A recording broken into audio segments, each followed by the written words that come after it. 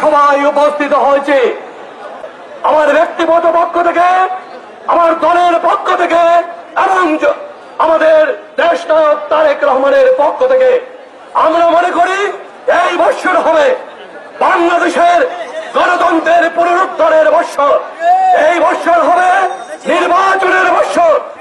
এই বৎসর হবে যে বাংলাদেশ গণতান্ত্রিক অভিযাত্রায় চলছে সেই বাংলাদেশকে গণতন্ত্রকে প্রাতিষ্ঠানিক রূপ দেওয়ার বৎসর। এই বৎসর হবে সমৃদ্ধ বাংলাদেশ গড়ার লক্ষ্যে আমরা যে বিগত 2024-এর 5 আগস্ট ছাত্র জনতার গণ অভ্যুত্থানের মধ্য দিয়ে যে দেশ থেকে আমরা ফ্যাসিস্ট রেজিম থেকে বের করে নিয়ে আসে গণতন্ত্রের অভিযাত্রায় আমাদের যে যাত্রা শুরু করেছে সেই যাত্রার বৎসর। আমি আবারও সবাইকে এই যাত্রায় আমাদের কাজ এখনো অনেক বাকি রয়েছে।